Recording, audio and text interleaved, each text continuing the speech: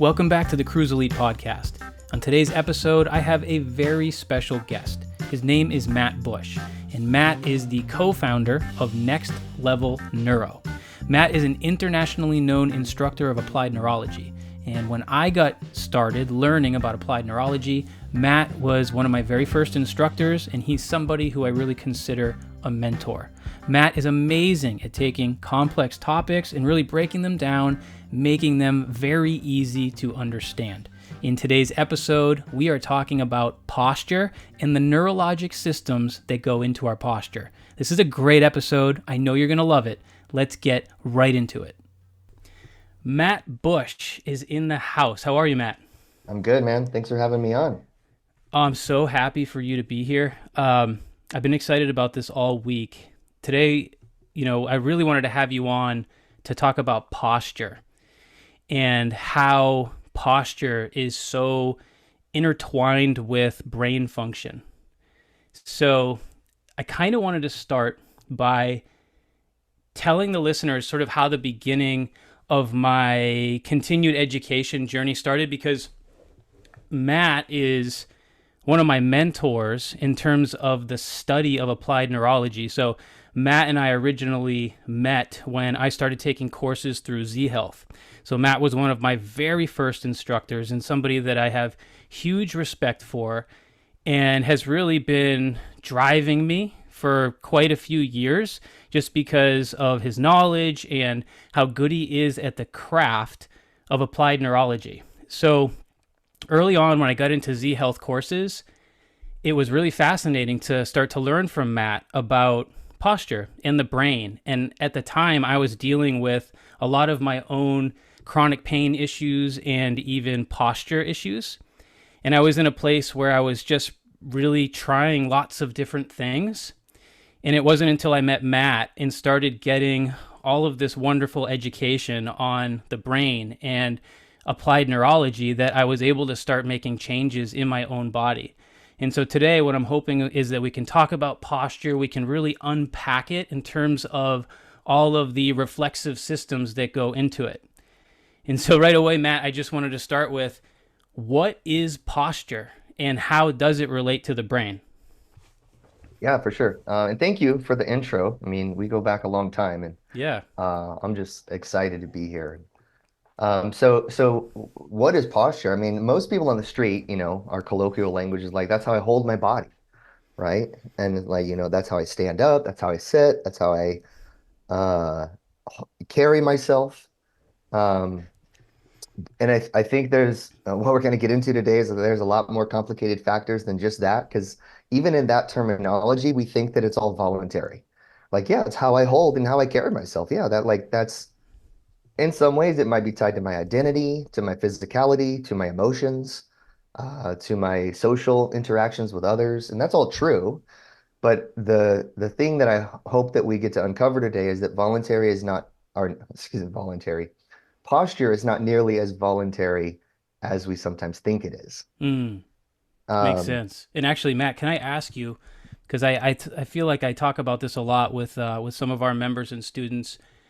What does that mean when you say voluntary? yeah, I mean, it means you're doing it on purpose. Mm-hmm. Right? There's an intentional action behind it. So I tend to use the words interchangeably. I'll say voluntary actions, cognitive actions, meaning they come from our cognitive brain, like the frontal lobe, where we've decided to do something, and intentional actions. So I tend to blend those three terms because they all essentially mean the same thing. So voluntary action is something that I've done on purpose or with intention. Involuntary action, you could kind of say it's something that I did without thinking about it or without any intention. It was a reaction or a reflex or like a flinch response, right? Like something I didn't Right. necessarily want to happen. Kind of like when you're in a conversation and that word sneaks out of your mouth that you didn't really mean to say. Right. Oops. Yeah. So voluntary versus involuntary. And then within the involuntary side, there are reactions and reflexes. And then there are also like, I guess you would call it habitual involuntary movements. They're not reflexive because I may be getting in the weeds a little early here, but a reflex is Do something it. that's Do it, like professor. Do it. a reflex is an immediate response to some kind of a stimulus, Hmm. right? And it doesn't last very long. Like if you think about go to the doctor, they check your knee reflexes with the little hammer. They whack your knee, you kick your leg out, and then the reflex disappears, right? So it's like immediate, hardwired response to stimulus that lives in our body. So those reflexive involuntary responses are part of our posture, but they don't last very long. Hmm. But then there's habitual involuntary movements, like we're not doing them on purpose, yet we are still doing them. Hmm. And that's where a lot of our long-term or chronic posture comes from. It's like, how do you move or hold yourself? How do you carry yourself when you're not thinking about it? Right. That's 95% of our postural control. That's really fascinating. And this is my mind immediately goes to basically what I've been taught for over 20 years now when it comes to posture. I mean, this is sort of what you learn within the fitness industry is that if you're going to change posture, the way that we might approach that is very voluntary through exercising the muscles that we think are the major postural muscles, those anti-gravity ones that help us hold our posture upright against gravity. And how might we do that? Well, most people are thinking exercise your posterior chain muscles, do the rear delt flies, work on your mid and lower traps. We see that stuff constantly, glutes, hamstrings, all of it. Am I right in thinking that exercising those muscles is important, but it's not nearly the whole picture like you just mentioned? Yeah, that's exactly right. I don't have an exact percentage, but in my opinion, and just to pick an arbitrary number, I think our posterior chain strength and muscle mass probably accounts for about 5 to 10% of posture. No kidding. Yeah, so those corrective exercises and strengthening exercises that we do, thinking if I make the muscle stronger, then I'll have better posture, it doesn't always translate into the real world the way we might hope. Right.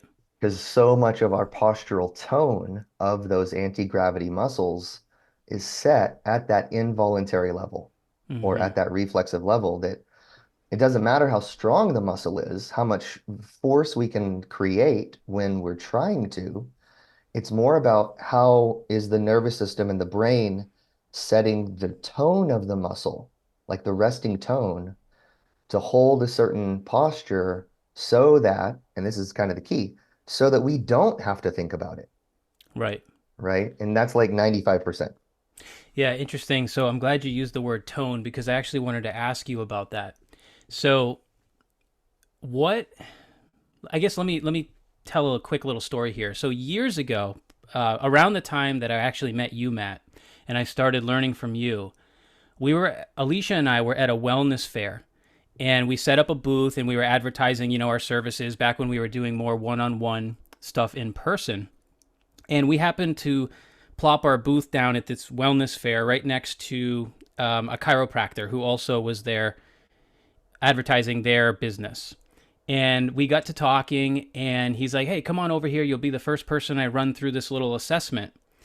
This is what I'm going to be doing with folks all day long at the fair." And he put me in a chair, and he started palpating my upper body, like kind of like my clavicular area, upper traps, kind of down some different muscles throughout the abdomen.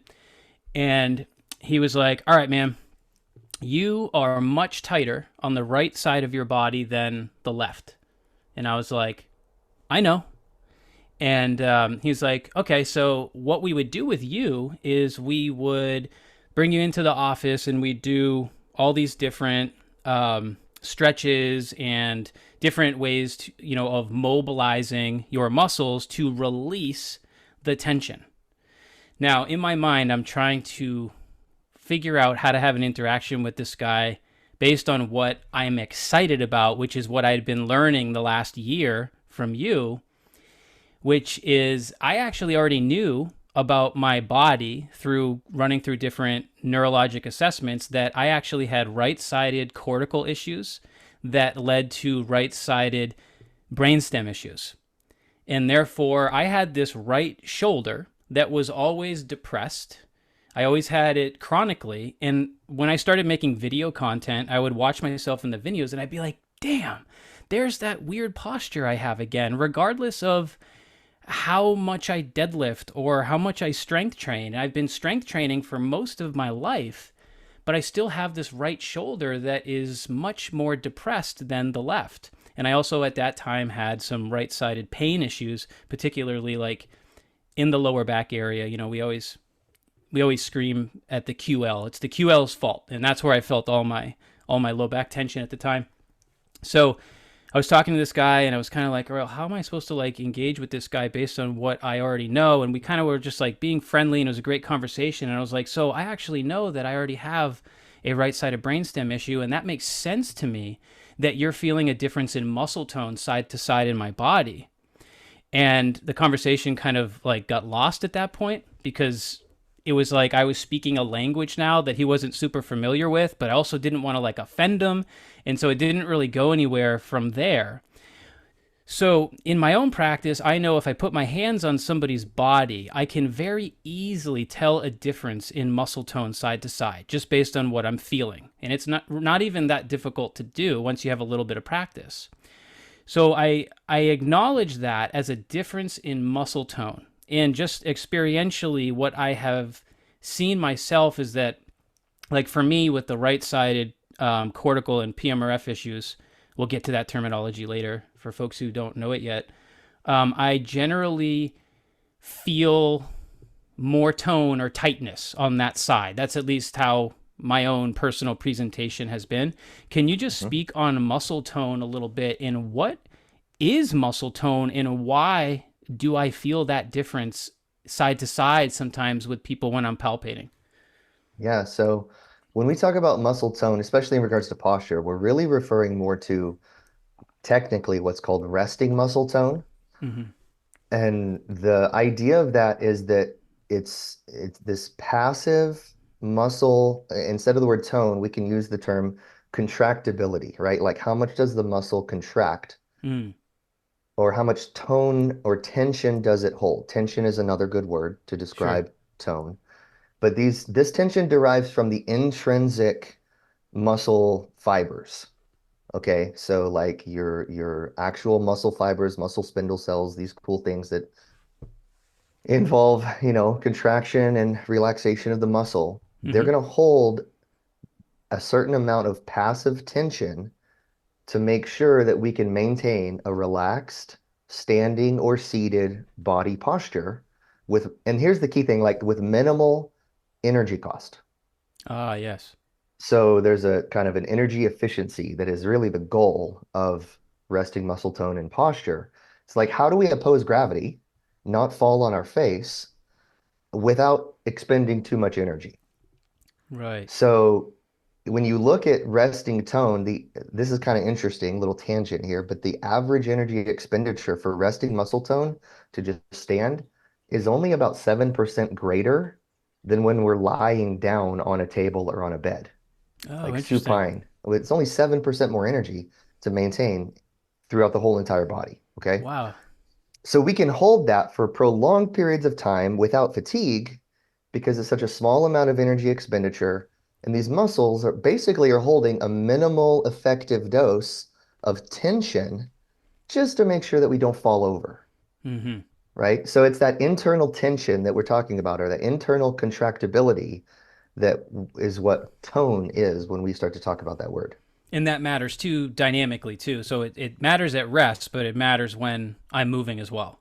Absolutely. Yeah. So what happens is that when you start to move, that tone and the adaptations or the compensations that occur in those muscles to hold a little more tension becomes much more dynamic.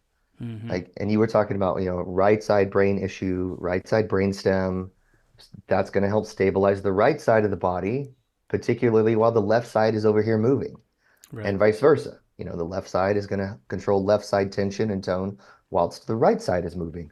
So that becomes much more dynamic, but it's Mm-hmm. still very important. So yeah, we can describe tone passively, or dynamically, but that tone is still always set at a non-cognitive level. Right. So it's just really being driven by those reflexive systems. Exactly. Yep. Nice. Okay, so I want to start to get into those reflexive systems. This is where it starts to get really fascinating. I Yeah. guess even before we start unpacking that, back to that story I shared with the right side of my body having a postural issue and also feeling different to this particular practitioner. Can I change that tone with different tools, right? Can I affect that tone with different tools? Because here was my experience at that point in my career.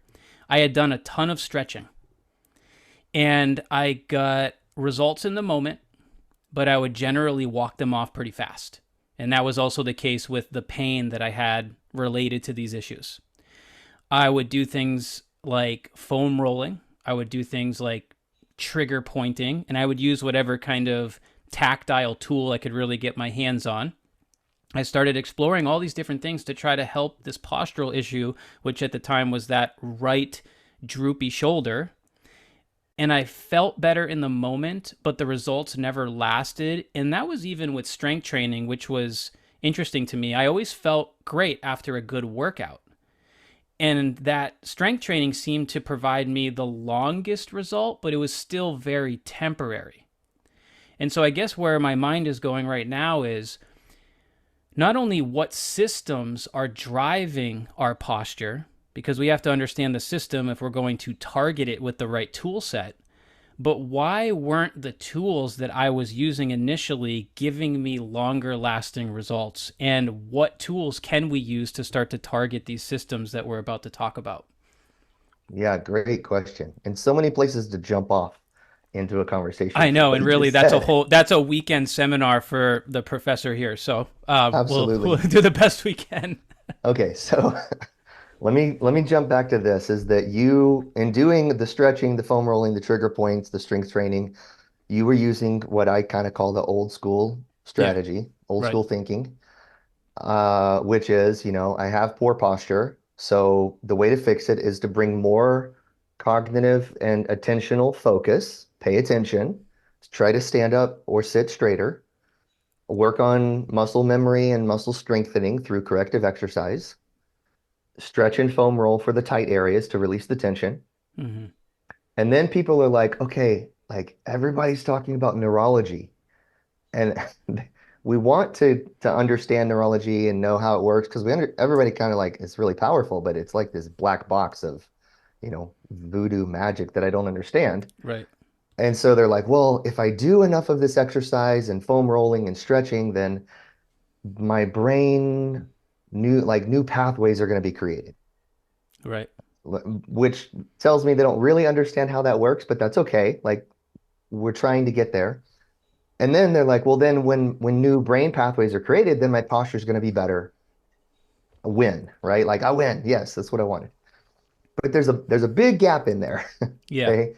So you guys have talked about the neurohierarchy on the podcast, right? exactly. Yeah, we broke that down three parts: proprioception. We went into the vestibular system and the Yeah. visual system. Okay, perfect. So when you're doing this foam rolling, the stretching, the trigger points, the strengthening exercises, the hands-on work with a chiropractor, massage therapist, physiotherapist, all of that stuff is essentially like fancy proprioception, Mm, right? We're working on either somatosensory inputs to the skin, fascia, and muscle tissues, or you're working on movement, which is proprioception and mapping.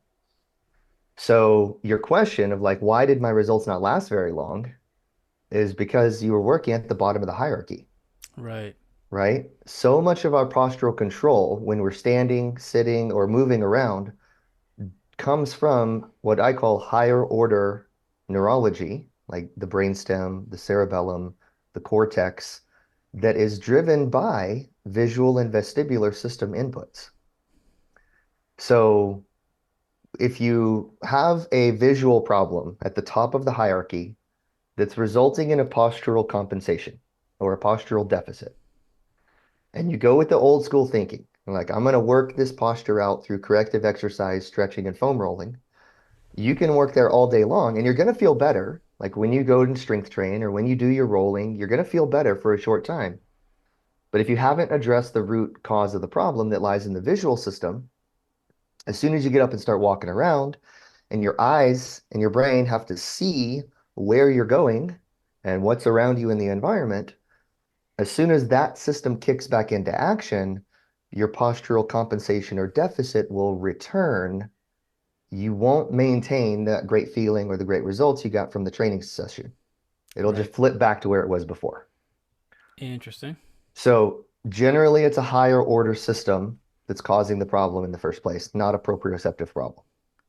Okay. Yeah, and this makes my mind go to the way that people can walk off results very, very quickly when they've had some kind of manual mobilization, like resting on a table or something. And I've really tested this myself in person because, just again, going through all these different methodologies and learning different philosophies, you try a lot of stuff. And early on, when getting into more applied neurology, I would utilize some of the tools that I learned before that, like some of the stretching tools. And Hmm. one of the things that I immediately started to learn because I was now assessing and reassessing the client's immediate response to the work that we were doing in the moment is we would do something on the table, like some sort of mobilization or even a strengthening exercise, and as soon as they stood up off the table and moved around a little bit, walking, assessing, oftentimes the results were immediately lost. And that's where my mind is going because when you jump off the table, all of a sudden now your vestibular system and your visual system is driving a ton of new input. It's almost like you got the mobilization done in a position that was completely non-specific to really where we have to live as humans, which is mostly on two legs moving around in the world. Yeah, absolutely. I mean, you lay down on a table, you've taken yourself out of the effective gravity for the most part, right? Because if you're already laying down on the table, it's really hard to fall. So you're Yeah, just chilling, right? You're right, passively laying on the table, uh, which is nice for a hands-on therapist because it makes those muscles and tissues much easier to access. right, Because once you lay down, the tone will relax because your brain's like, hey, I don't have to fight gravity anymore. I can finally let go of this tension. So it's easier for the practitioner to work on the body when they're lying down. Absolutely. But then you stand back up, you get back under the effects of gravity.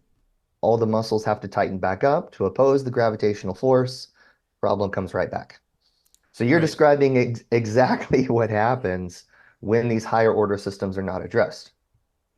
Yeah, when I first learned that from you, it was really it really shifted the way that I worked with people because now I wanted to make sure that I was doing as much as I could with people standing up.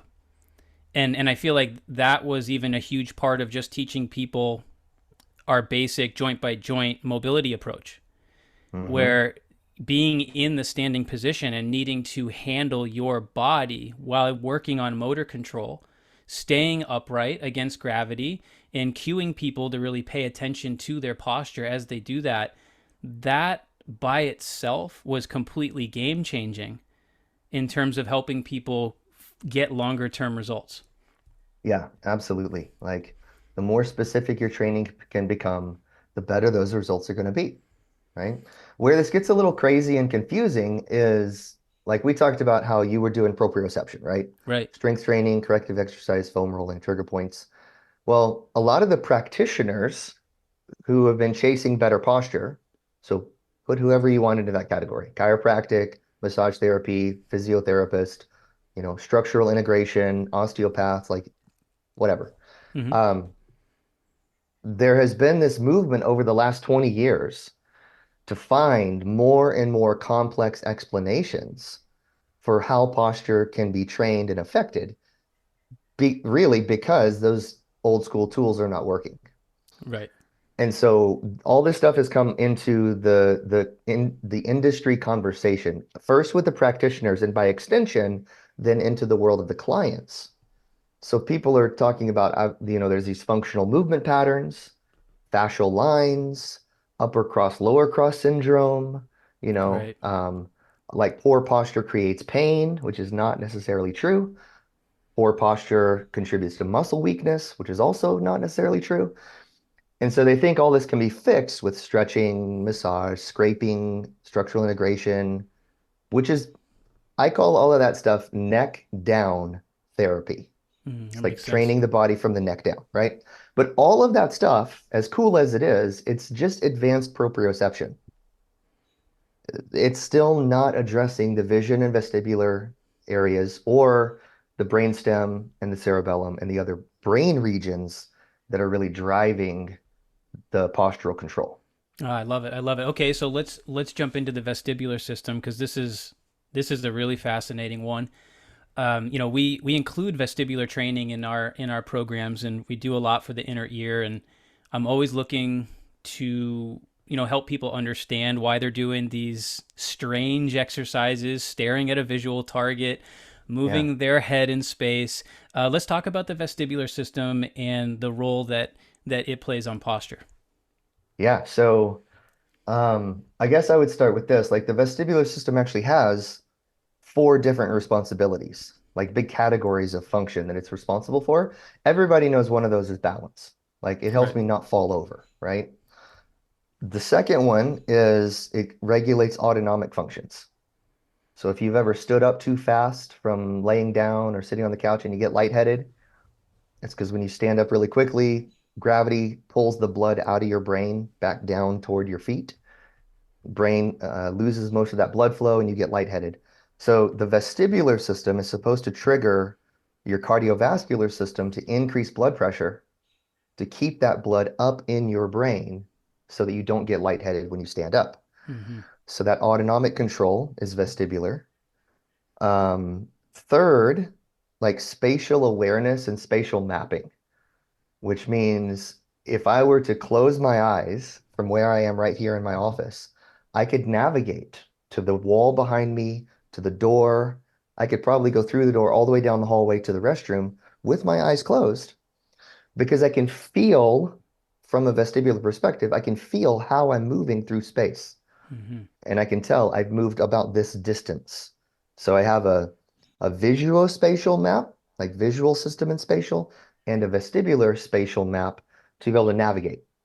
Okay, so that includes moving around through space like that, but it also includes if I were to start to lose my balance, I should be able to like step out with one foot and catch my body weight, right? Like Right. fall prevention training of practicing compass lunges or like walking lunges or kneeling and all the different types of cool movements. That's all vestibular spatial awareness. The fourth one, which is actually the one that's most important to posture, but nobody really knows about, is that your vestibular system is supposed to keep your eyes oriented with the horizon. And this is one of its major outputs. Okay, so the input to the vestibular system is the force of gravity and our movement through space. It feels our movement. Right. Its output that it creates is to send reflexive signals to the musculature of the neck and spine, and even you can argue to the entire posterior chain, glutes, hamstrings, gastrocs, even the plantar surface of the foot. Mm-hmm. Okay, all the way down the chain. They get reflexive motor signals from the vestibular system directly about how to oppose gravity and maintain a head position so that our eyes are aligned with the horizon. Mm. Okay, so when you think about, well, why would it do that? Like, what's it trying to accomplish?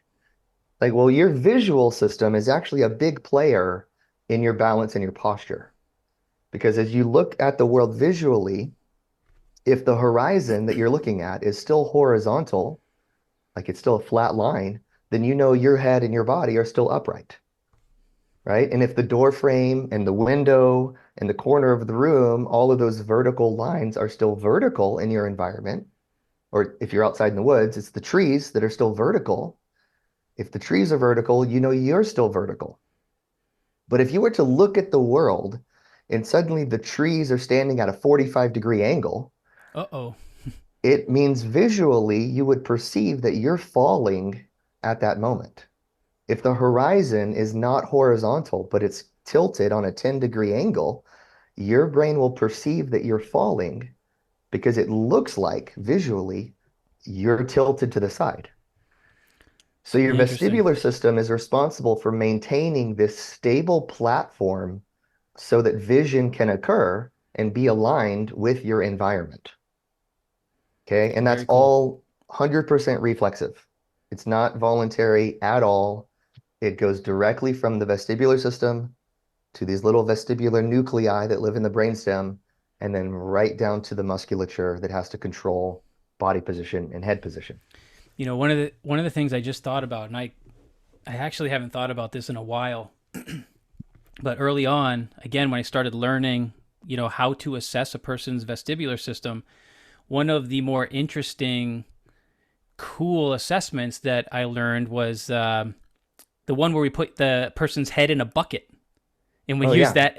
that app, the visual Yeah. vertical app. Yep. Visual So vertical. just so our listeners can visualize this, this is really bizarre and cool, but it will give you an idea, because the system that Matt's talking about is a system that you can have deficits with your vestibular system, right, Matt? So like the way that you perceive the world or where that horizon is can be different, right? It can be accurate or it can be somewhat inaccurate. And one of the assessments that we used to do with one-on-one in-person clients was we'd actually have this little app that you would put on the phone, and you would like Velcro it inside a bucket, like literally a bucket, and you'd put the person's head in the bucket, or I should say the bucket is in front of them, so that all they can see is the screen of the app. They're no longer able to use peripheral vision to understand the environment. So all you see is bucket and the app. And there was a line on the app. And as the coach, you would actually be holding the bucket in front of the person, and you would tell them, hey, I'm going to rotate the bucket. And when the line is aligned with, I think there was a mark on the screen to represent what, I forget if it was horizontal or vertical. I haven't done it in a while. Your job was to tell the client to say, okay, now.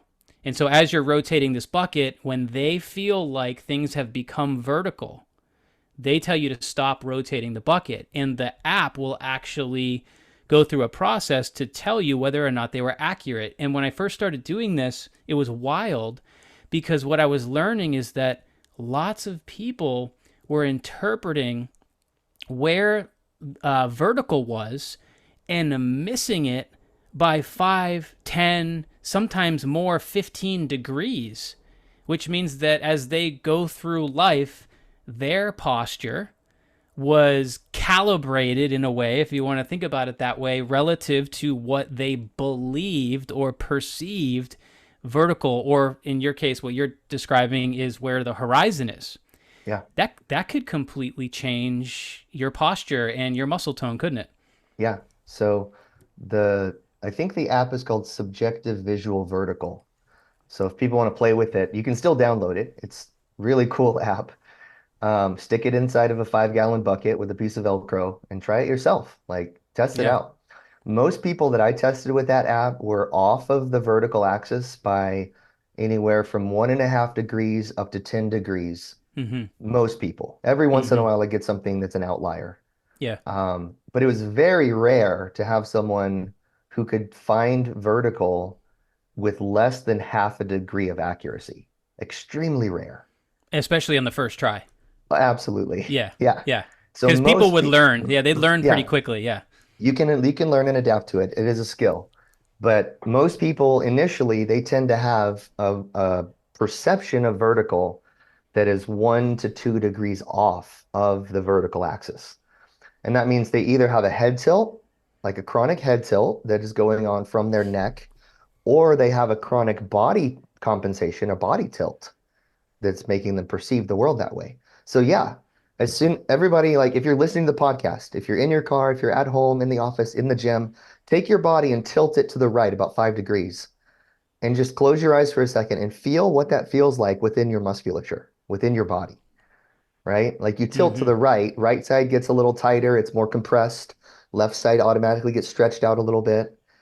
And if you had to then walk, run, lift, like move through the world in that tilted position, of course it would change your muscle tone and all of your voluntary movement actions. Because if you don't compensate for that tilt and change the muscle activation patterns that are utilized, when you go to move, you're going to lose your balance, Yeah, right? yeah, Like, and think about that chronic QL pain that you've had for 15 years on and off again, or that chronic neck pain. If you're misinterpreting where vertical is and you're moving through the world in that particular posture, your QL problem, your low back issue that you always thought was just a tight muscle, could actually be part of the compensation that's helping you adjust in a way so that you can move through the world as efficiently as your brain knows how. yeah. And that reminds me of whenever I teach about posture, I share this quote from an early uh, 19th century journalist named H.L. Mencken. He was a journalist, a satirist, a social critic. Um, and so he has this quote. He says, for every complex problem, there's an answer that is clear, simple, and wrong. And I always think about posture that way. I'm like, posture is a complex problem. It Yeah, is a multifaceted output of our brain and nervous system, not just our muscles, that it's like a symphony of all of these different systems working together. And if we think that we're going to fix it just by doing more exercise or more stretching, that's a very clear, simple answer, but it's not correct, right. right? Right. And the industry wants it to be simple because it's so much easier to sell you a foam roller than it is Yeah, to unpack, how posture is affected by your brain and all the different inputs that we could use to potentially solve it. yeah. So I want to get to this new world of thinking that we introduced. Like, Yeah, what are let's these do it. brain areas? Um, so the two primary brain areas that you need to be aware of for posture, one is it lives in the brainstem, but the technical name of it is the pontomedullary reticular formation. That's a whole mouthful, okay? Pontomedullary reticular formation. We're going to shorten that to call it the PMRF. Um, and the name doesn't really tell you what it does. Like it's named for where it lives, for its location, Mm, and for what it looks like as a structure. Okay, so pontomedullary means it lives in the pons and medulla of the brainstem. A reticular formation is a column-like structure of cells. So it's like, okay, we named it for its shape, basically. yeah. Okay, so its function is to set that resting muscle tone that we've been talking about on each side of the body. So the right PMRF sets the right side, the left PMRF sets the left side. And this is the one of the primary reasons why we see a difference in posture on each side of the body. Like you had the droopy right shoulder and the tight muscle tension on the right, Hmm. but nothing, presenting as a problem on the left. Right. PMRF would be the source of that type of a unilateral posture deficit. Okay. So Okay. it sets resting muscle tone. It also regulates sympathetic activity on that side of the body. So remember, sympathetics are fight or flight responses, preparing our body for movement and action. So it's like increased blood pressure, increased circulation to the skeletal musculature, increased sweat production, all part of the sympathetic system. Yeah, I remembered learning about this in my own body, and early on, what I discovered through assessment is that my blood pressure was about, on average, 10 to 12 points higher on that right side. Yeah. And like when you go to the doctor's office, they're supposed to take your blood pressure on both sides. They often don't, right? Right. But it's entirely possible that they only take it on one side. It's high. They might go, oh, you have blood pressure problems. We need to put you on a blood thinner or a statin or some type of a medication. And if they would actually take it on the other side, it might test totally normal. Mm, So yours being like 10 to 12 points off, that doesn't represent a cardiovascular problem. That represents a difference of sympathetic tone in the two sides of the body. That's a right. brain problem, not a blood pressure problem. Yeah, it's Okay. so important to understand. Its third responsibility is to decrease pain. So you talked about in your story, like this history of chronic pain, especially on the right side. I had all right-sided injuries from my competitive athletic career too. Lots of ligament injuries, actually. Ligaments in my thumb, ankle, right knee, lots of that Yeah. stuff. So that kind of makes sense because when the muscles are not holding good tone, either passively when we're standing or dynamically when we're moving, because it's all controlled from that brainstem area, muscles don't have good tone. When you start to move athletically and apply force, you're more likely to have joint injuries on that side of the body where the muscle tone is not stabilizing the joints correctly. So lots of ligament and tendon injuries would be pretty common for someone Yeah, who has a chronic right side like PMRF problem. right. So the resting tone can lead to the injuries, but then you can have this ongoing pain. Like some of those injuries might have happened 10, 15 years prior, but they're still hurting. Right. It's like, do I really have a bad ankle and a bad knee and a bad hip? That's kind of the language people use, right? Right. Yeah, yeah. But is it really still a bad joint that has an ongoing injury? Or is the brainstem not regulating the signaling correctly? So now I'm experiencing more pain on this side. In my work, we call that I have right side itis, Yeah, like tendonitis, but right. it's the whole right side of my body. Yeah, and that's a really common like when I talk to people about their history, that's a really common thing for people to describe is just all one-sided pain issues. Yeah. So it sets resting muscle tone, it decreases sympathetic activity, it inhibits pain, right? And then it also actually sets our posture. So it has direct postural control. So um, we have to get a little bit anatomical for this, but if you think about where the sixth thoracic vertebrae lives, T6, okay? So if you count from one, which is at the base of your neck, down about six vertebrae, right? So it's going to be somewhere near the bottom of your sternum, give or take, okay? Hmm. That's the dividing line for postural control with this brainstem. So above that area, above T6, the brainstem is supposed to inhibit your anterior musculature. So think about like pec major, anterior delts, these muscles that if they were contracted, they would roll your shoulders into internal rotation and flexion. So you would round forward, like pull you into caveman posture or Right. computer posture. The brainstem is supposed to inhibit those muscles so that your shoulders and upper spine can remain upright to oppose gravity. Okay. Hmm. And then below T6, the brainstem is supposed to inhibit the posterior musculature. So what happens if that is not working correctly is we get a big lumbar curve, like lumbar lordosis, and we also get really tight glutes and hamstrings. Like we just can't ever get them to relax or release their tension. Right. So I've had a huge number of clients who come in with like tight hamstrings, recurring hamstring pull, tight glutes, tight piriformis. They can't stretch it out. Turns out it's a brainstem issue, not just a muscle issue, right? Right. That's really, really, it's huge to know that.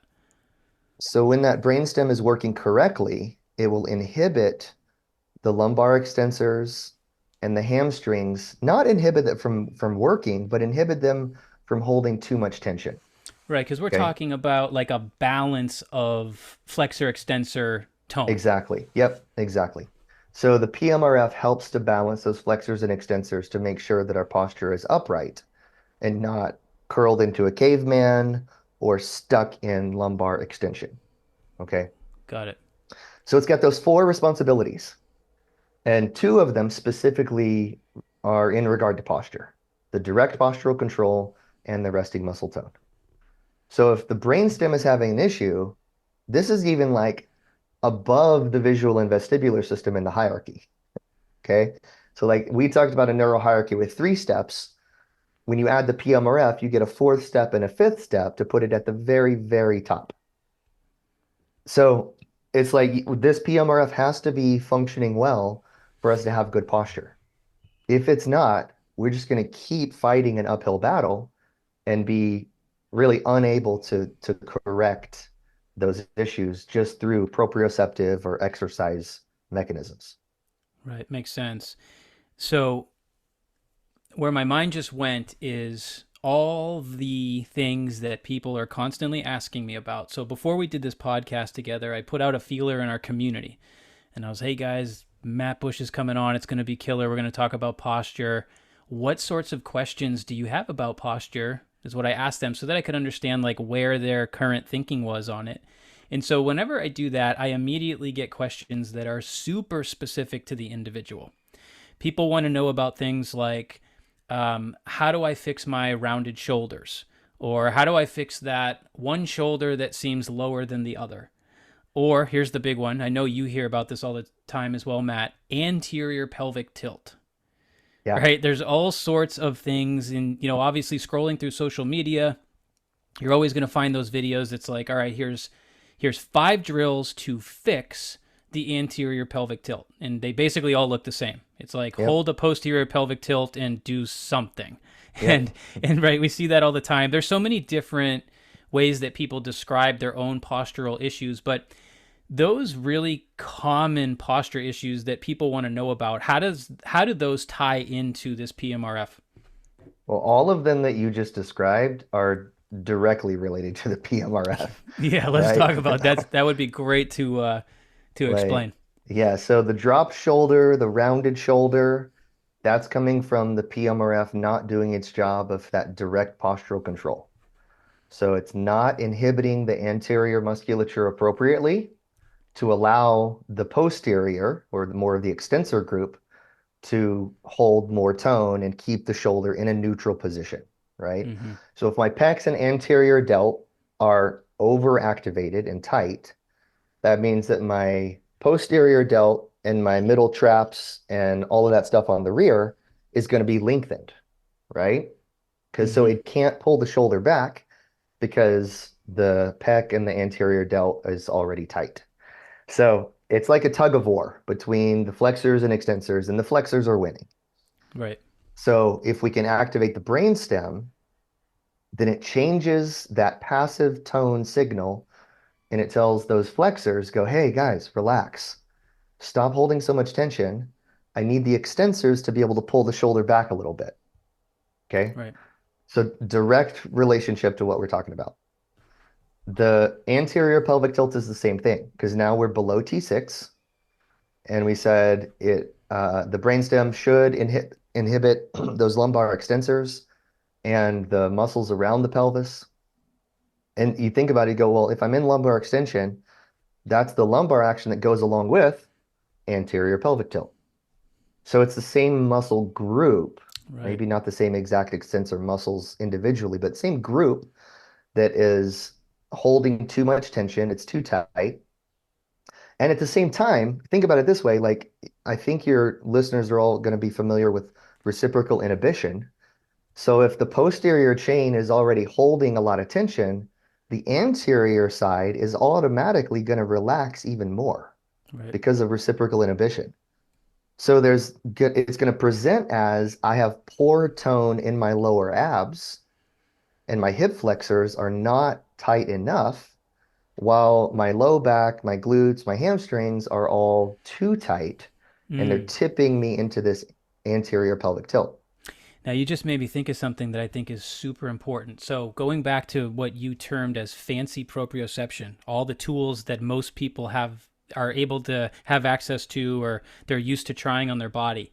This is where stuff gets really interesting and confusing when you don't know this neurology because what Matt just described when there is a muscle tone issue or a balance issue is usually the musculature that is being relaxed, so to speak, often will feel tight for the individual, right? So it's like the feeling your body gives you is that you want to attack that tightness. Basically, people want to destroy the tightness with whatever tool they have because they think that's where the problem is.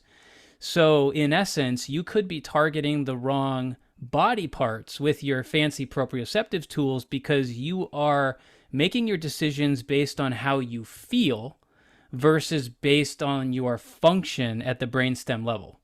Yeah. So with that anterior pelvic tilt, like your abs are going to be lengthened, especially the lower abs. And the anytime a muscle is relaxed like that, and what you're describing is like the feeling of tightness is the equivalent of the feeling of being stretched. Hmm. Like think about the last time that you did stretching. When you lengthen a muscle, how does it feel? It feels tight, Right. right? Like that Right. is the feeling of stretch, is it feels like muscle tightness. So they're actually one and the same. So lower abs are going to be lengthened and feel tight and stretchy. The hip flexors are going to be actually shortened because of that anterior pelvic tilt. And here's where things get a little wacky and confused is when you go to see a practitioner who's trained in more biomechanical, musculoskeletal, kinesiology kind of stuff, they're often going to say, well, your hip flexors are tight because your pelvis is in this anterior tilt, Hmm. right? Your hamstrings are tight because you're in this anterior pelvic tilt. So they ascribe the muscle compensations or the muscle tone to the structural change that has happened. That's backwards. Right. Right. Okay. That's Interesting. not how it works neurologically. So, neurologically, the bones don't move first and then force the muscles into a certain type of action. It's the muscles that move the bones. So, the anterior pelvic tilt is there because the muscles are pulling it into that position. Right. Either the muscles above it on the posterior side or the muscles in front of it on the anterior side. It's one or the other. And this is where you get that terminology of like lower cross syndrome, right? Yeah. Or up, if we're talking about shoulders and thoracic, it's upper cross syndrome. Yep. Upper cross syndrome and lower cross syndrome are basically ways to describe a PMRF problem for someone who maybe hasn't learned about the PMRF. Right. They're describing the muscular pattern that's occurring, but they don't understand possibly where it comes from. But it's the same thing as what we're talking about. Okay. So for listeners out there, upper cross, lower cross is PMRF. So link those in your brain. Right.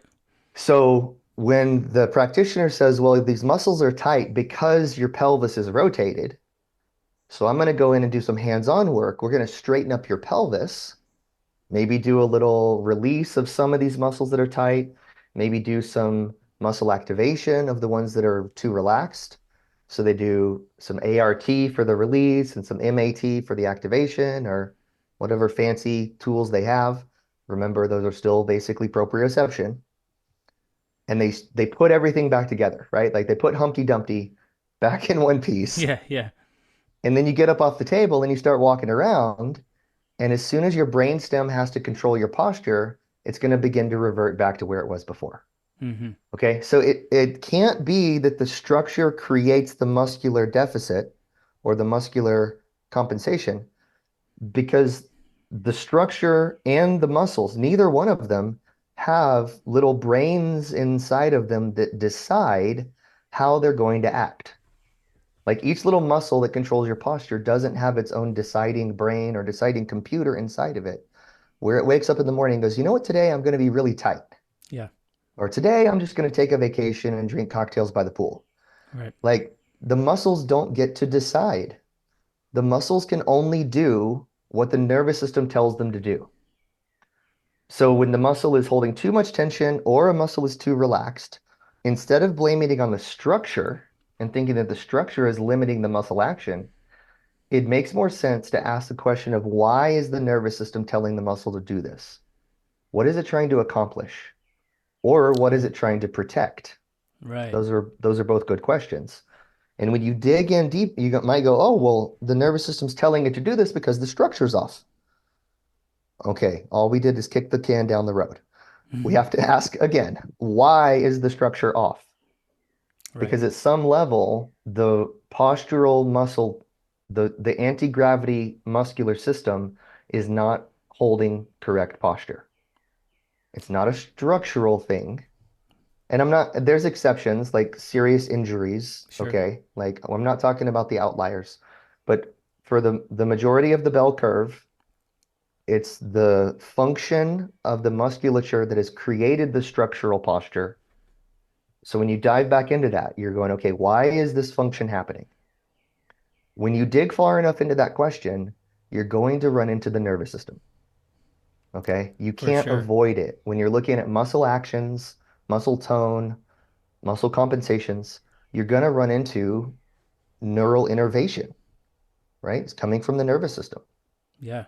And at that point, there's a couple of different options. There could be a reflexive compensation that's happening that doesn't really involve the brain, but it involves the reflexes that live at the spinal cord level, but it's still nervous system. Okay. There could be compensations coming from the brain, and the brainstem, this PMRF is the first place I would look for that. Hmm. This third option and second area of the brain, which I would look at, is going to be the cerebellum. Mm. Okay. So, and that's the one we haven't talked about yet, Yeah. right? Let's do it. So we think of the cerebellum as like the great integrator of neurological inputs. So it takes vision, vestibular, proprioception, somatosensory, auditory inputs. It blends them all together and integrates them together.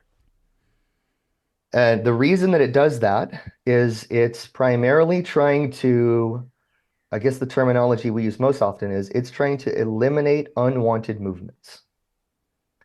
So anytime we're going to go move to do a voluntary or an involuntary movement, one of the problems that we face as humans is that there are so many millions of possibilities of how to make any movement happen, right? So imagine you're a carpenter, you have a nail that you're trying to hammer into a board, okay? As you swing that hammer, if you change the path of the hammer and the path of your arm through space, a little forward, a little backward, a little to the right, a little to the left, and then extract that over the whole entire path of the hammer, there's a million different possibilities of how you can get the hammer from its starting position to hitting the head of the nail. Sure. Make sense? Yeah. All these different imaginary pathways. So when our brain says, I want to hit the nail with the hammer, our prefrontal cortex that's up here in the frontal lobe is going to choose the one path that it wants to take. And it's making that choice based off of what it believes is going to be most successful and most efficient to save energy. Then it's the job of the cerebellum to make sure that as that movement begins, none of the other movements happen by accident. Okay, so it's like the regulator. Right. Make sure that only the one path that's chosen gets enacted in our movement. So the cerebellum is an inhibitory brain area. It inhibits all kinds of stuff. Inhibits movements that we don't want to happen, inhibits posture that we don't want to occur, inhibits even thoughts that we don't want to think. It has a role in inhibiting cognitive thought. That's interesting. Actually, I just introduced the cerebellum to. I'm teaching a 12-week course right now inside our membership that we're just calling Neuro 101, and it's Hmm. kind of like a stepping stone course for people to get more involved in this information before jumping into our more specialized and advanced course on neurology.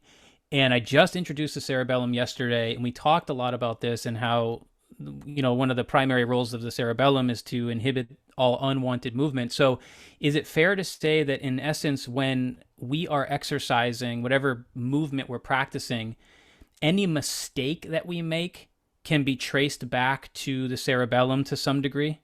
Yeah, absolutely. Yeah, so That's when a you see faulty movement, what you're really looking at too is a cerebellar deficit.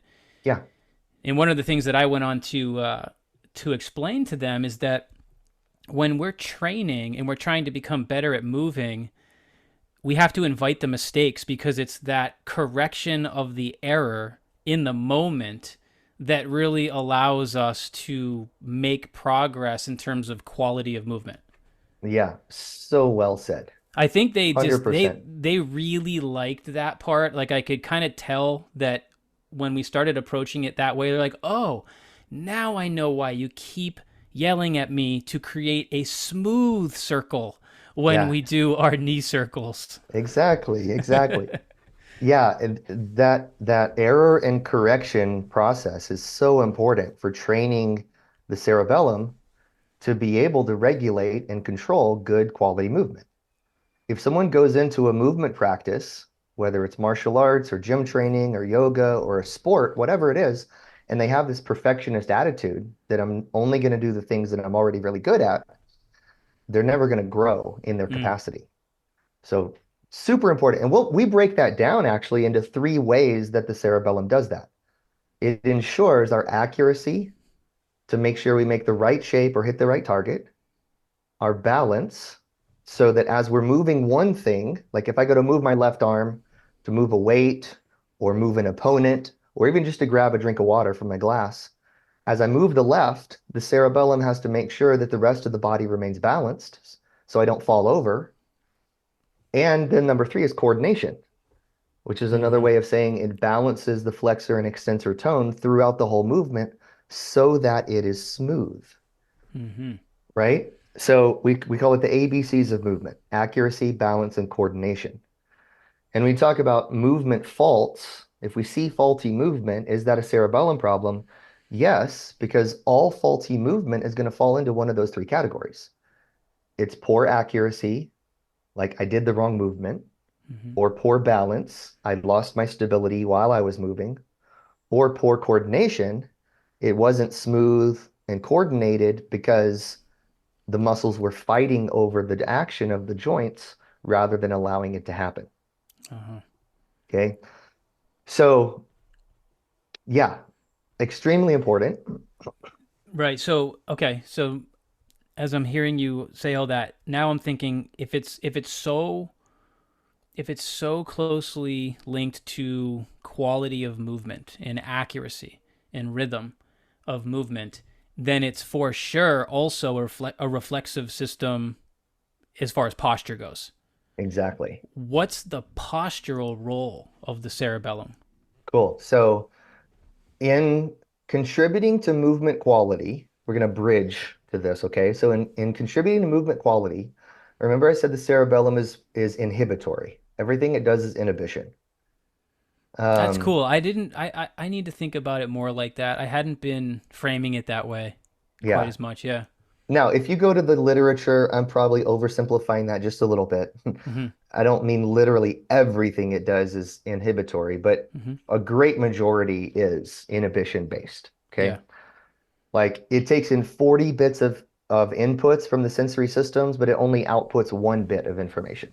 Takes in 40, pushes out one. That means it's inhibiting 39, Mm-hmm. right? Or blending them together and eliminating the individual ones. It eliminates unwanted movements, eliminates unwanted thoughts. So the way it does that is by inhibiting flexion activity. Okay, so as a big general rule, we say the cerebellum inhibits flexion. Now, if you're really on your toes, you're already connecting this to posture, because if we inhibit flexion, that means we facilitate extension. Yep. And one of the things that I was asked most in that thread to our community is people ask me about rounded shoulders. Yeah, so if it's bilateral rounded shoulders, I'm thinking more cerebellum rather than PMRF. Right. Okay, so when we go to make any movement, voluntary or involuntary, what our brain neurologically has to do in order to make a movement happen is it has to unlock the flexors. So there's another area of our brain called the mesencephalon, or sometimes it's called the midbrain, and parts of the basal ganglia live there, which are these really small nuclei. But their job, or some of them, there's a collection of about 9 different nuclei that make up the basal ganglia. But the responsibility of a couple of those is to always be generating flexion. Okay. Like people say, always be closing. These guys are like, always be flexing. Mm-hmm. Always got to create flexor tone. Um, and so if they were left unchecked, then the flexor tone of the body would take over and we would see the limbs go into full flexion. Like fingers would flex, wrist and hand would flex, elbows would flex, shoulders would flex. and we would end up basically in a fetal position. Yeah, it also makes me think of like a startle reflex too. It's like a startle reflex. It's also like someone who has dystonia, where the Mm-hmm. limb has contracted so much that they cannot relax it. Mm-hmm. Okay, so a dystonia is a flexion signal that's run out of control. It's not being checked by anything else. So in order for us to release flexion and extend our limbs, to reach out for something or to pull something, we have to put in check the flexion signals. So there's there's multiple layers of neurology that do that. It's not the cerebellum by itself, but the cerebellum plays a major role in this. So the way that it ensures good movement is by inhibiting flexors so that the extensors can work appropriately. Mm-hmm. That's the bridge into its postural control too. The cerebellum inhibits flexors when we're standing or sitting so that the flexors don't take over and have too much tone and round my shoulders or pull me down into even hip flexion. Okay. Right. So when the flexion is inhibited, that means the extensors can be facilitated. I could pull the shoulders back, head comes up. Now skeletal structure is in neutral, where I can better oppose gravity in this state of equilibrium to maintain my balance. Right. And this is also, I guess we could relate this to like a kyphosis because I got asked about that a lot too. Yeah. So Essentially just a rounded back, upper yeah, back. it's taken to its extremity. If the extensors are not activated enough and we're stuck in flexion, over the course of years, that first that's going to become a structural remodeling that occurs in the muscle and fascial tissues. And then eventually it becomes a skeletal structure remodeling where the spine itself takes on that upper curve. Mm. And then we get this diagnosis of kyphosis, that it's actually a spinal change that has happened. So yeah, Interesting. that's just down the road, right? Right. Right. Interesting.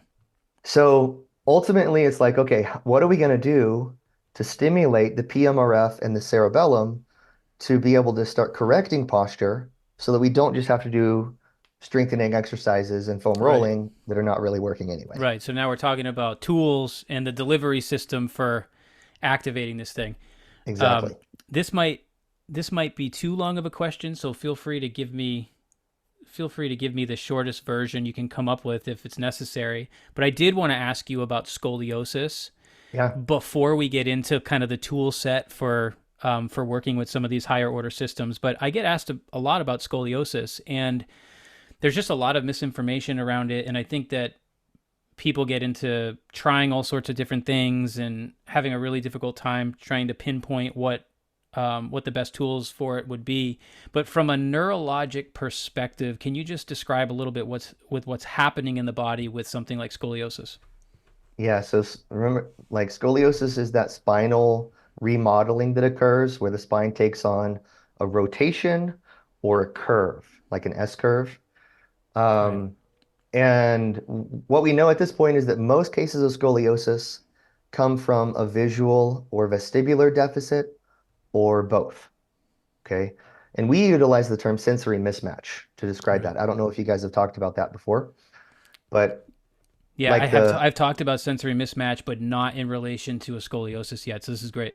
cool. So if the if our posture, this brainstem, PMRF, cerebellum, is set by trying to maintain our orientation and stability to oppose gravity and maintain our orientation to the horizon. It relies on inputs from the visual and vestibular system to be able to tell if that is happening. Mm-hmm. Okay. So vision, we said orient to the horizon. Vestibular feels the effect of gravity. So if the visual or vestibular systems have their own deficit and they're not matching up, like the visual system is saying, I'm tilted to the left, but the vestibular system is going, well, yeah, but that feels neutral to me. So vision says, I'm going left. Vestibular says, no, I'm balanced. I'm going left. No, I'm balanced. I'm going left. No, I'm balanced. They get in this argument. They're typically going to take that out on the proprioceptive system and our muscles and our spinal positioning to create a compensation that makes the vision and vestibular systems both feel like they're balanced and neutral, even though the body is now compensating and taking on this weird twist. Mm-hmm. So here's an example. Like in your vestibular system, each side of your vestibular system is supposed to be sending about 1 million signals per second when you're at rest. So if the left side is sending 1 million and the right side is sending 1 million, when those reach the brainstem goes, oh, these are both equal, so I must be equally balanced. And when you tilt right, the right side goes up. Let's say maybe it goes up to 1.5 million and the left side goes down to 500,000, right? So they're kind of like moving in opposite directions of each other. If I Mm-hmm. tilt left, the left side goes up, the right side goes down. So take that situation where it's supposed to be equal at rest, but maybe I've had damage to my inner ear. That could happen by way of concussion, whiplash, like traumatic brain injury. Viral infection can affect them. Some medications can affect the vestibular system. There could also be a developmental issue during my childhood where it didn't develop properly. All kinds of ways that we can have this deficit. Mm-hmm. So let's say my right side vestibular system is only firing at 500,000 signals, even when it's at rest, but my left side is still firing at 1 million. So there's a difference in those two of 500,000 signals where the left side is higher. So my brain is going to think that I'm tipping to the left because the left side's Right. higher. So what it's going to do to compensate is tilt my head a little bit to the right. So the right side comes up a little, left side comes down a little. They meet in the middle at 750,000 signals per second. And now my vestibular says, oh, now I'm balanced. But in order to do that, I had to pick up this right head tilt. So now my vestibular system's happy, but my visual system is going, hey, wait a second. Mm-hmm. Where's the It look horizon? it looks like I'm falling because the horizon is now tilted to the side. I don't think I'm balanced. So the visual system wants to pull the head back up to neutral. But then the vestibular system's like, yo, now I feel like I'm falling to the left. We got to tilt the head to the right. So this is that argument that I was mentioning, right? Yeah. So what may eventually happen is that my vision and vestibular system will take it out on the rest of the body and go, hey, here's how we're going to solve this problem. We're going to tilt the head to the right a little bit so vestibular feels good. But then we're going to take our shoulders and our spine and tilt it to the left. So now my spine is in this S curve. My head is still tilted to the right relative to my shoulders, but my eyes are now also oriented to the horizon. That's a So great visual. now the visual system can see the horizon. That's cool. The vestibular system feels balanced because I have a right head tilt. That's cool. But my spine and proprioceptive system is going, hey, what the heck? I have to bear the brunt of this. And they're like, yeah, you Right. can So it's handle like, it. so the proprioceptive system is really being the hero, being able to make these adjustments, but it's at the mercy of these higher order systems. It's really just taking orders. Well said. And Exactly. that's changing the spinal structure over time. Yep, exactly. So then you load that by walking, moving, training, doing your day-to-day activities, and we get a remodeling of the tissue over time, Mm-hmm. right? Because at first, this would be accomplished through muscle activation. The left side would pull a little tighter to pull my shoulders to the left, but muscle activation requires a lot of energy, right? Like very, Right. very costly from an energy and calorie perspective. Right. So the brain and the body are like, man, if I could just remodel some other tissues to hold this position, and then my muscles could kind of relax a little bit, that would save me a lot of energy. Right. So first the fascial tissue remodels, because that happens most quickly, and then the spinal structure remodels over time as well to hold that curve so that the higher order systems stay happy. The proprioceptive system is like that hero that's saving the day, Yeah. but it's also paying the price of having a structural remodeling, and now all of its muscle activation patterns are modified and different because it's no longer operating from neutral. It's operating from a curve, Right. So right? we've got to fix the inner ear. We've got to fix, the visual system to change their perception on the world and slowly Yep. start to make these adjustments in Yeah, proprioception. and Mm-hmm. you can retrain out of scoliosis. Right. Okay. That's A lot that's of them huge to know. A lot of the medical world, a lot of hands-on practitioners, like you're never going to change it unless we work on you. Right. Uh, not true. You Yeah. can retrain it when you do vision, vestibular, and proprioceptive training all together, but it has to be active. Like going in and getting work done by a chiropractor while you passively lay on a table is not going to change what's going on in your visual and vestibular systems to solve the problem. Right. So it doesn't matter how cool that work is or how advanced it is, it's still proprioception. It has to be integrated with the eyes and the inner ear. Exactly. That's Yep. great. So, okay, that was awesome. I think people are really going to like to hear that breakdown on scoliosis. And there's not a lot of people talking about scoliosis like that. Yeah, Yeah. it's pretty, It's mostly people in the neuro world yeah. who are acknowledging how that goes down and how that works. Hmm. And the truth is, like, a lot of this neurological information has come to light in the last 20 years. Yeah, And there's always about a 15 to 20-year gap between when research is first discovered right, and then when it finally gets into the hands of the frontline practitioners who need to use it. right. So we're still inside the 20-year gap for a lot of this research on scoliosis. So that's Yeah, why it's not out in the mainstream very much. that's interesting. Okay, so let's talk training inputs to make some changes to these higher order systems. Now, I know that we can't talk about them all. There's so many different types of training inputs that we could use to start to affect these systems. But if we could talk about a few that you really like, Matt, that you use with clients and that you're teaching to students for working at the brainstem level, working at the cerebellar level, working Yeah, at the level of the vestibular system, that would be awesome. yeah, for sure. So the cool thing is that you guys at Cruise Elite already use a lot of these tools. So your listeners might be familiar with them. They're certainly on your online portal for your members. A lot of them are even on your YouTube channel. Mm-hmm. I did Mm-hmm. a little scoping you guys out Nice, nice. before the podcast. Yep. So a lot of these are going to be familiar. They just need to be integrated, like you said. So where I tend to start is with the vestibular system. I want to hit three specific exercises first. Mm-hmm.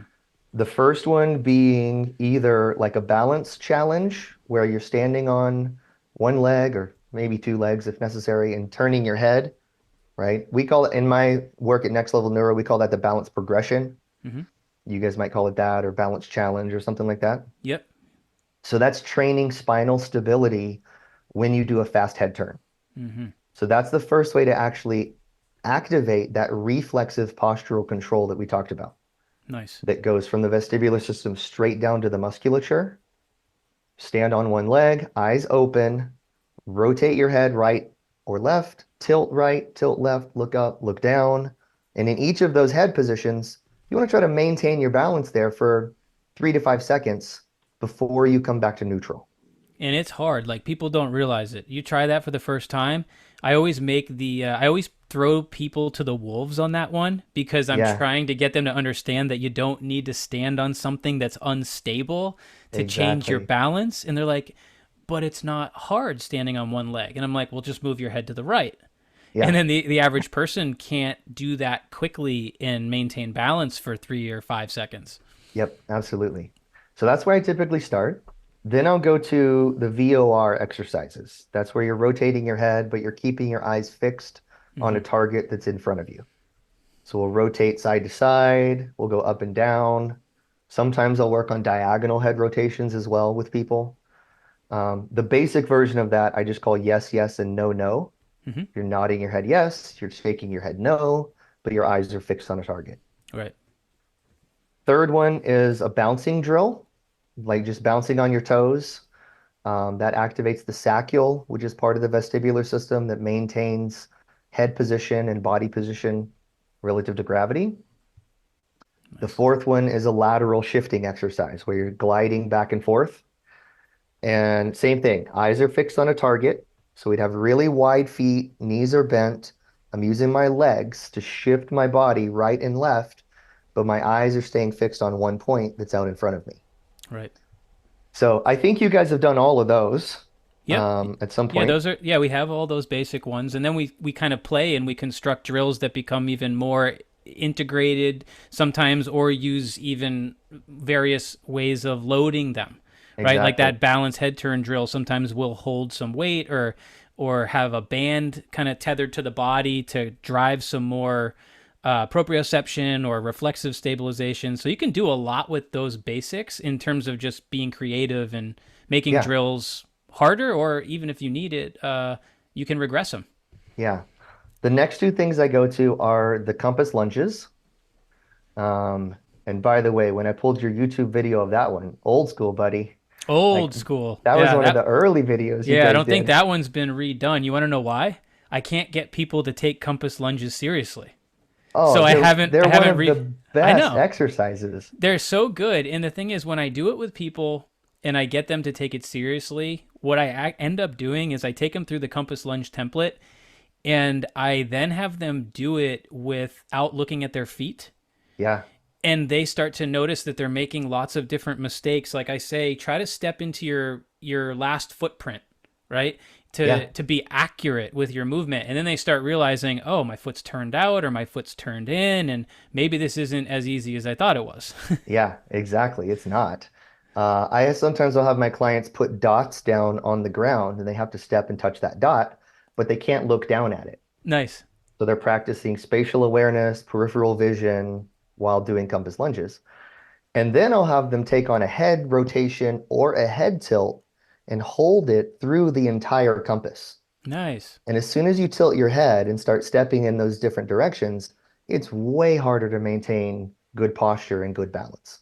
Yeah, especially when you get into those narrow variations of just like straight forward or straight back.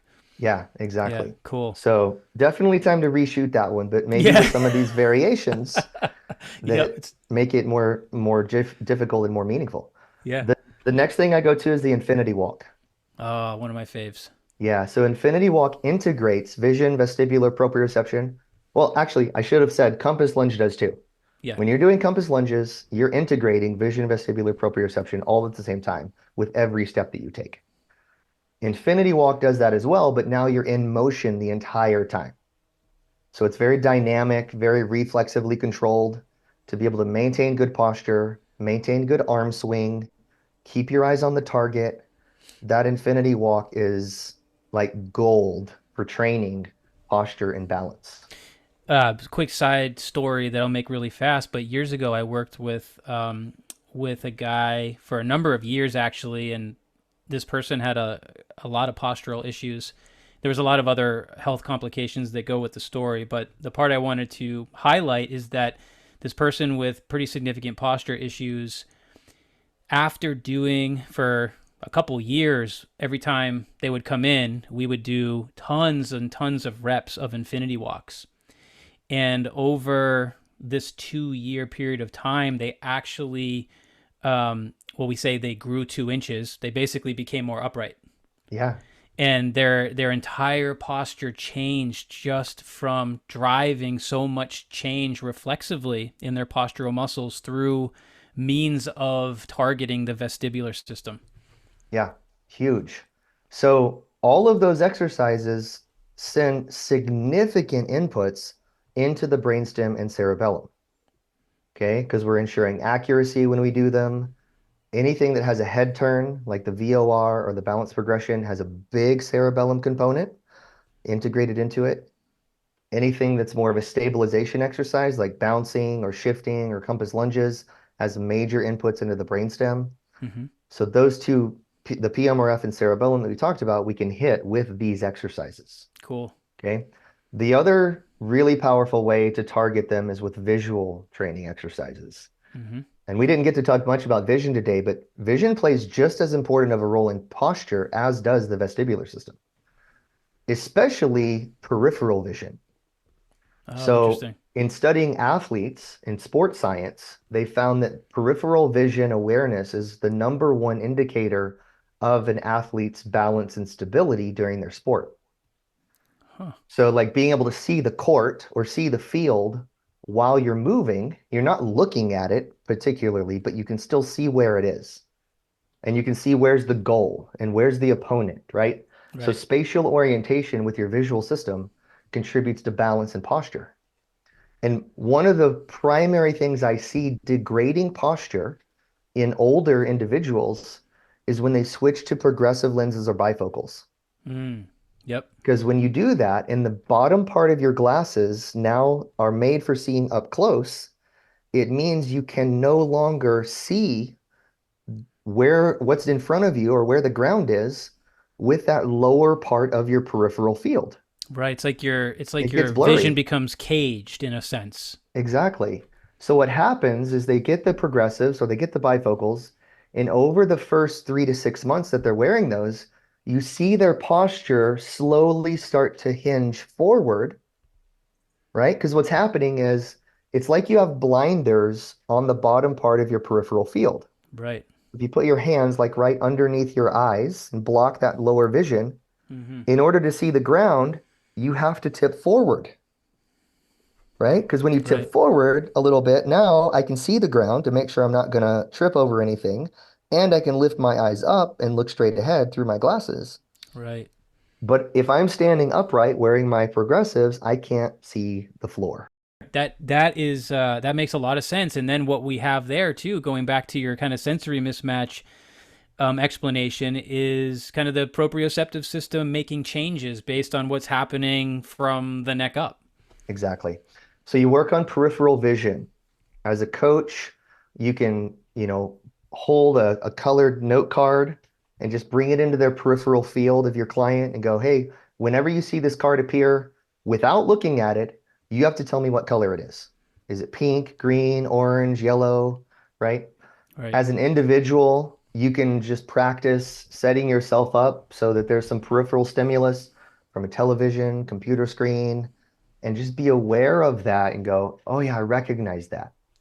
Keep that system active as a way to make sure that it's contributing to good posture. Very cool. Very good ideas. Did we miss one? How about the cerebellum?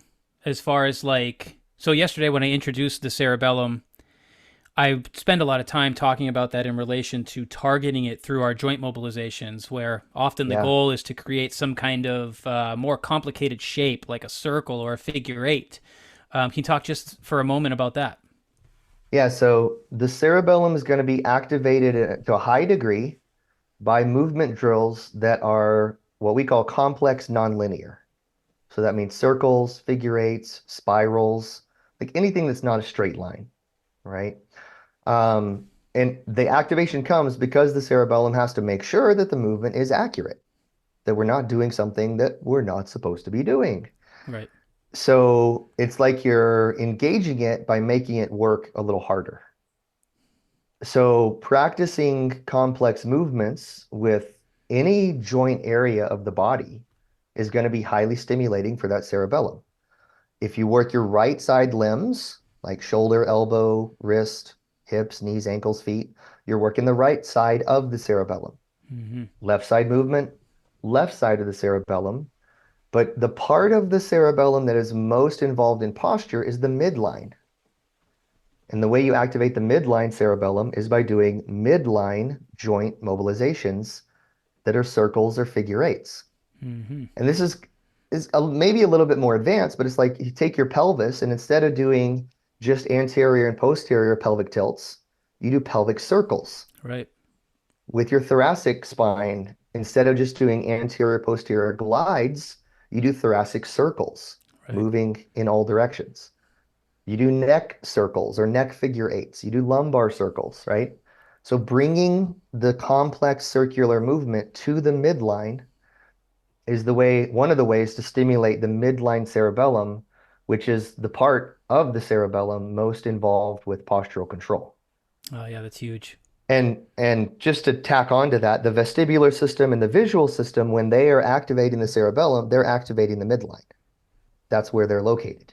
Mm-hmm. So all the vestibular stuff we talked about, the peripheral vision, the other visual task that I would do is like saccadic eye movements, where you're switching Yep. between targets, but particularly vertical saccades, up and down.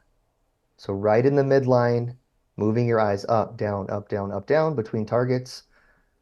And then the complex movement drills for all the midline joint areas, Mm-hmm. all of that stuff stacked together hits the midline of the cerebellum itself. That's awesome. Thinking back to what made the biggest difference for me early on when I was working on those right-sided postural issues was I actually did because I started doing daily joint mobility work just because it was helping so much just from a general standpoint of just doing it. I started doing more on my left side because that's where my left cerebellar deficits were. Yeah. And maybe Matt will have you back someday to talk about the neurology of movement because when you understand some of these loops, working the left side of the body and targeting the cerebellum will kind of, I guess you could say indirectly but directly stimulate the right cortex, which will stimulate the right PMRF.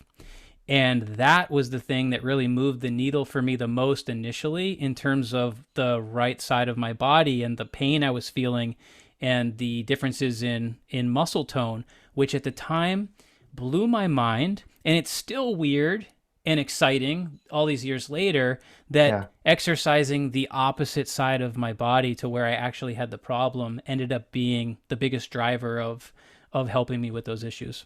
Yeah, So, that's super common. Like probably 80% of the clients that I work on posture with have that similar pattern to you. And the progress starts to happen when we begin stabilizing that side, like your right side, yeah. moving the left.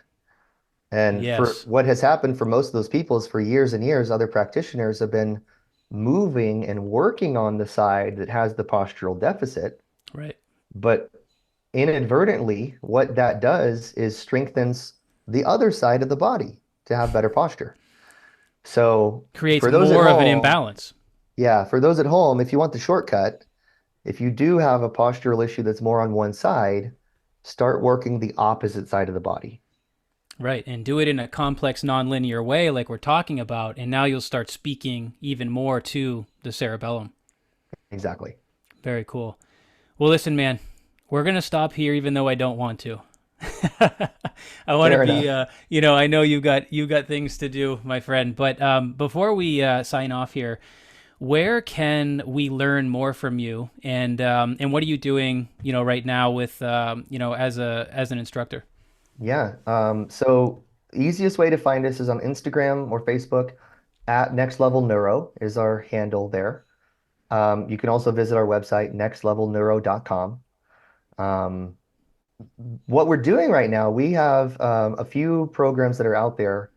As a stepping stone or starting point, we have a program called the Neuro Functional Strength Program, which is a shortcut to applying neuro training into your gym or athletic training sessions. Cool. So it's a done for you program. It goes, hey, if you're doing this type of action, do these drills. Like we include the push, the pull, the squat, the deadlift. And then there's a section on the FMS protocol. Like if you want to maximize your FMS performance, here's the drills that you need to do. Oh, nice. So that's out there, available on the website. But our big thing that we love is we have a 1 year neuro mentorship where we bring together a community of practitioners, people who maybe have done a little stepping stone work either with us or with other companies, and they just want to go deeper. They want to have somewhere that they can be part of a community with like weekly touch points. Live in-person training is available, which that doesn't get done a lot these days after the Yeah, pandemic, you that's know. true. But the mentorship is kind of our flagship, and that's where we love for people to be looking in the future. Like, if you're really getting into neuro stuff, consider that. It's basically the equivalent of like 7 or 8 certifications from other companies. It's all in 1 year of continuous learning. Awesome. And it's just a great way to immerse yourself in the language and the application of neurology. So yeah, that's what's out there. That's fantastic. Well, now you guys know why I nicknamed him the professor. And I doubt I'm the only That's one to true. ever do that. I doubt I'm the only one to You, ever do that, but I you have feel like called I me did it that first. you called me that for a long time. That is true. Yeah, yeah. Listen, it's been so good to sit on this end and learn from you again. You're an amazing teacher, instructor, lecturer. You are fantastic at taking these complex topics and breaking it down for us so that we can understand it, but also apply it. Because I feel like that's what's really missing. Yeah. There's a lot of smart people out there that can talk the talk. And especially when it comes to applied neurology, the hardest part is figuring out where to draw the line, because if we go too far, sometimes the application starts to get lost. And one of the things that Matt is amazing at, and one of the reasons why I've enjoyed learning from him all these years, is because he's really good at helping us understand what that application is. And so thank you, Matt, for bringing this information to us today. And if I can convince you to, I would love to have you come back. Yeah, that would be great. Thank you so much for your perspective on that and for having me. I really appreciate it. And love what you guys are doing with Cruise Elite. I would love to come back. Awesome. Thanks, man. Thank you so much. All right, thank you. All right, there it is. Posture. It's certainly more than just exercising your glutes and your rear deltoids. As Matt said, it's a symphony, and that symphony is directed by the brain and the nervous system. Whether you're somebody that just wants to improve your overall posture, or you're some kind of trainer or a therapist and you want to help others improve their posture, you have to understand the brain and the nervous system, and these reflexive systems that we discussed in today's episode, and most importantly, how to target them to make changes in posture. If you'd like to follow Matt, check out his content and his programs. All of his contact information is in the show notes below. Now is a good time to tell you that we're getting closer to the enrollment period for our advanced course called the Neuro Dojo.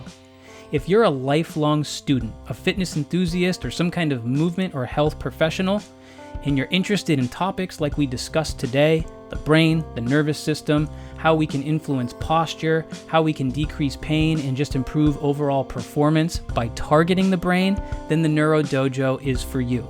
Right now, you can put yourself on the wait list, and you can find the link in the show notes below, which will get you on that wait list so that you can get information emailed to you as we get closer to the enrollment period.